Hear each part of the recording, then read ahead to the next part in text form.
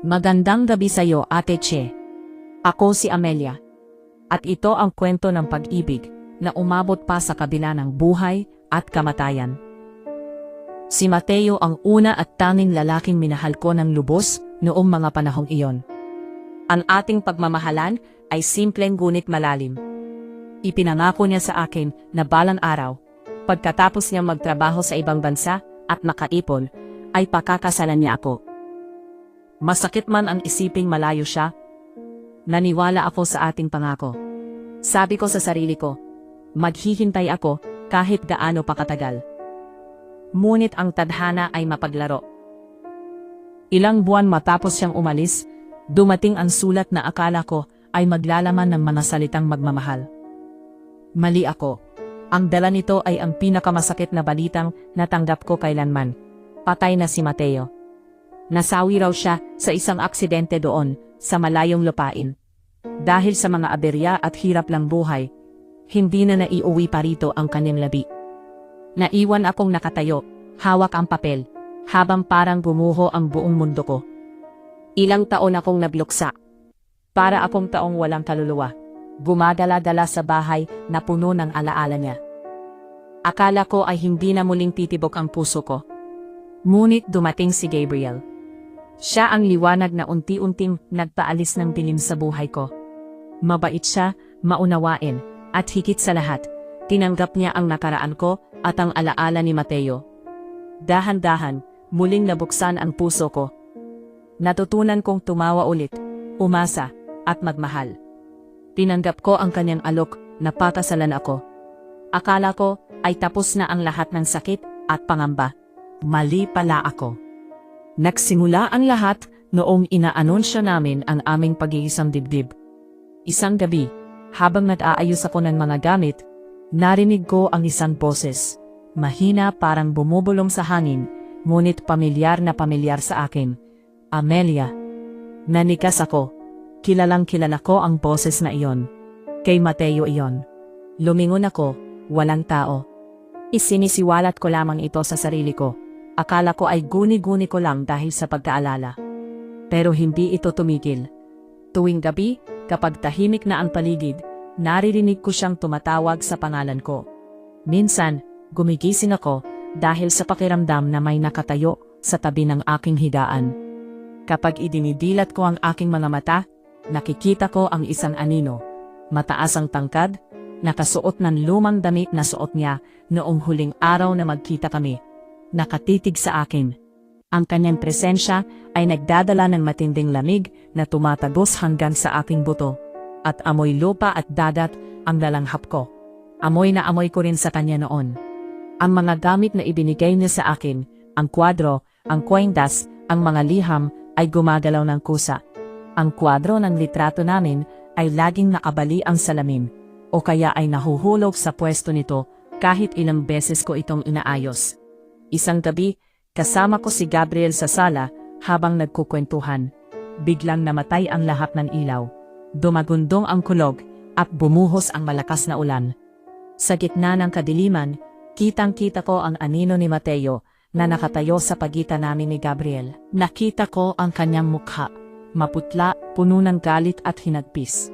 Nakatingin siya kay Gabriel na parang handang sumalakay. Sa akin ka lang dapat. Umugong ang boses niya sa buong silid, parang nanggagaling sa ilalim ng lupa. Nanako ka, Amelia. Bakit may iba ka na? Bakit mo ako pinalitan? Nanginginig ako sa takot. Niyakap ako ni Gabriel, pero naramdaman ko ang matinding lamig na humahadlang sa pagitan namin. Alam kong si Mateo ang nasa likod nito. Hindi siya payapa. Ang pagmamahal na naiwan niya sa akin ay naging matinding pagkapit at selos. Dahil namatay siya sa malayo.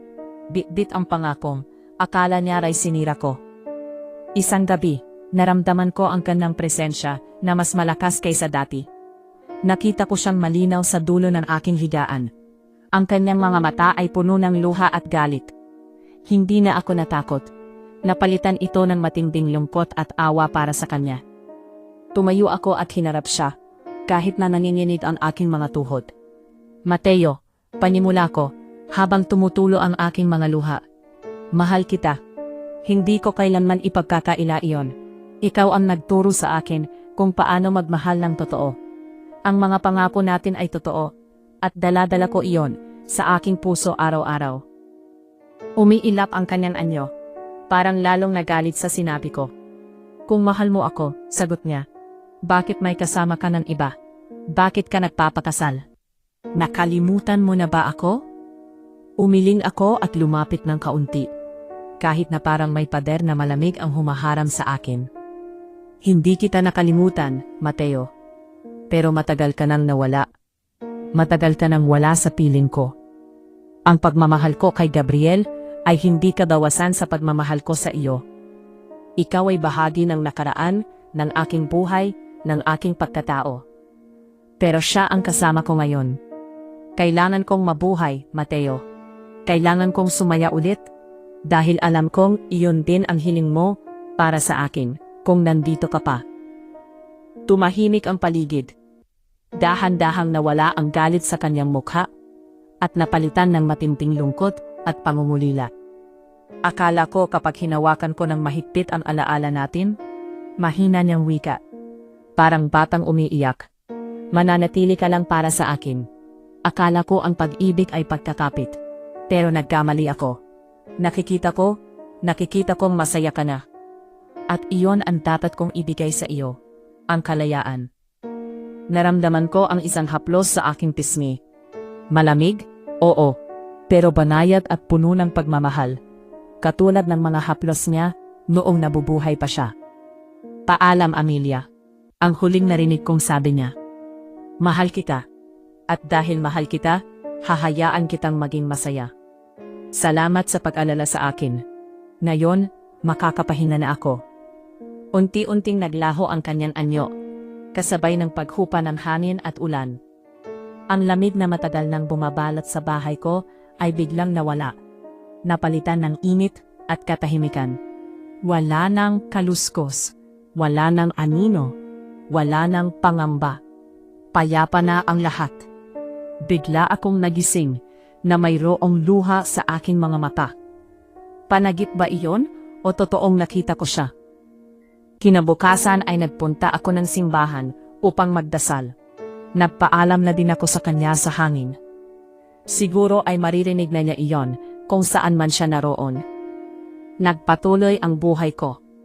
Ikinasal kami ni Gabriel at namuhay ng masaya at payapa. Ngunit kahit kailan ay hindi ko nakalimutan si Mateo. Dala ko siya sa aking puso, hindi na bilang multong nakakatakot, kundi bilang alaala ng isang pag-ibig na totoo, na kahit sa kabilang buhay ay nagnais lamang ng aking kabutihan. Natutunan ko na ang tunay na pag-ibig ay hindi nagtatapos sa pagkamatay. Ito ay nagpapalaya, para sa kanya at para rin sa akin.